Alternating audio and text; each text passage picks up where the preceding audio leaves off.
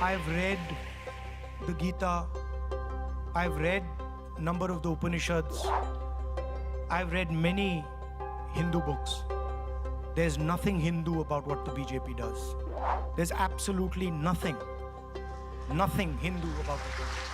Right? I have not read anywhere in no Hindu book, from no learned Hindu person, have I ever heard that you should terrorize, harm people who are weaker than you. I've never read this. So this idea, this word, Hindu nationalists, this is a wrong word. They're not Hindu nationalists. They are nothing to do with Hinduism. They are out to get power at any cost, and they will do anything to get power, and they will do anything to ensure that the Indian caste structure, the social structure of my country is not threatened. They want dominance of a few people, and that is what they're about. There is nothing Hindu about them. Hello and welcome to yet another episode of One Take. And the question I'm asking is Rahul Gandhi the real Hindu? Is he Hindu? And is he the right one?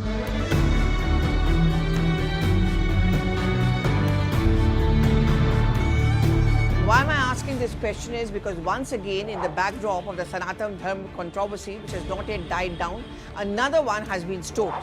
And this is because Rahul Gandhi, while on a visit abroad in Brussels in an interaction, said that he has read the Upanishad and all the texts, and he knows that the Hinduism which is being practiced by the BJP is not the real one, and hence the BJP is not really a Hindu party.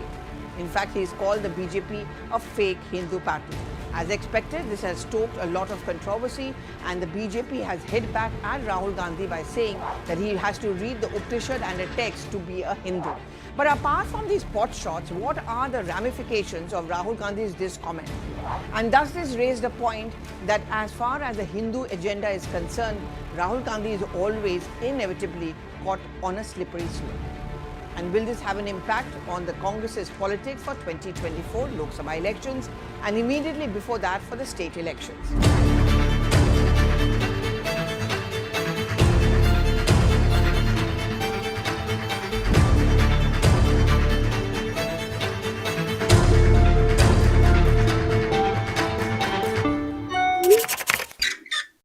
I just have to take you through all those pictures in the past, particularly during the UP elections, where not just Rahul Gandhi, but even Priyanka Gandhi Vadra made endless rounds of temples.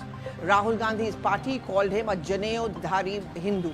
They also said he was a Brahmin, he was a Shiv Bhakt. Pictures of Rahul Gandhi, if you remember, trekking up to the very tough Kailash Mansarovar Yatra was yet another point which was made by him and his team and the Congress party that he is the one who understands what Hinduism is all about and is not anti-Hindu.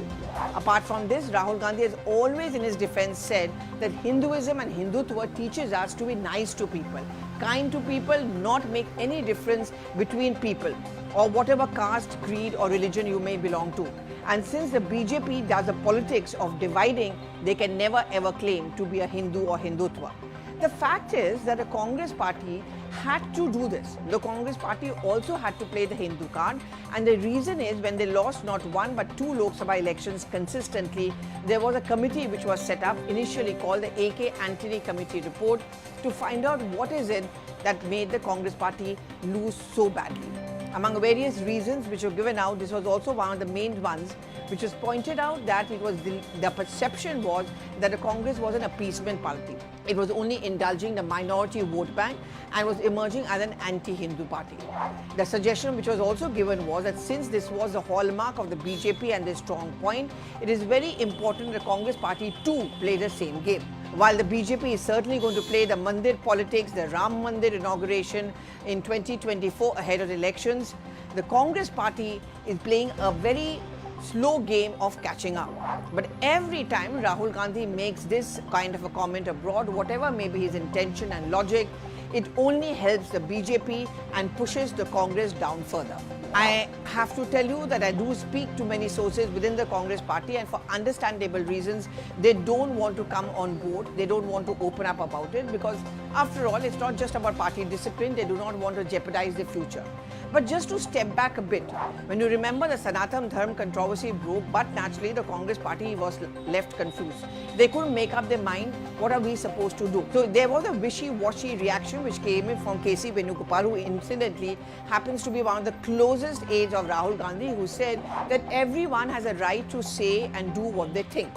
But that was not good enough. Kamal Nath, who's fighting an election where he hopes to win, decided that I'm not going to take any chances, and there was a damage control. Immediately he said, I'm a Sanatan Dharmi and I believe in Puja Path, and you have to see it. I mean, those pictures are there to see. Kamal Nath for Narmada Yatra, Mahakaleshwar, putting up a Hanumanji ka mandir in Chhindwara, which has been his constituency for years. The messaging from the Congress was very clear. The mirror was kind of being shown to Rahul Gandhi by saying that we don't agree with you. It's okay if you have these point of view, but it's going to start hurting us as far as polls are concerned. Now, Sanatan Dharma issue has eventually forced the Congress party, largely because of pressure which came in from leaders like Digvijay Singh, Kamal Nath and many others, who felt that this is actually going to hurt them. While it may help the DMK in South, while it may not harm as far as the southern politics is concerned, but in North India, where religion doubly plays an important fact, the whole idea of Sanatan Dharma, which was given by Udhayhanidhi Stalin, could end up hurting the Congress, and therefore, a couple of days later, yet another damage control comes in from the Congress party, and when Pawan Kheda goes on to say that we believe that everyone's religion and religious beliefs must be respected.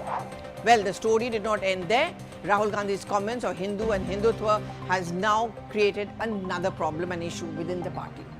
Scratching their heads are obviously leaders like Kamal Nath, Digvijay Singh, even Bhupesh Baghel. Remember, he set up a Ram Mandir, Ram statue, and also playing the Ram card in Chhattisgarh elections. In Rajasthan too, this card is being played. Any such comment of Rahul Gandhi does not go down well, because not many people are able to explain, no one from the Congress party, what is it that he's trying to say. That is he trying to say that the BJP cannot be called a Hindu party? Well, the pictures of the Prime Minister doing Bhumi Pujan both at the Mandapam and the new Parliament building. He's spending some time at the cave in Kedarnath. He very much playing the Hindu card, and who's seen as a poster boy of Hinduism, accompanied by Yogi Adityanath. No, that logic just does not gel at all as far as the voters on the Hindu issue is concerned. And then figures are rattled off to show how in the past the Congress party, whether it was through the Waqf board, whether it was a minority appeasement politics, was actually catering to a Muslim minority vote bank.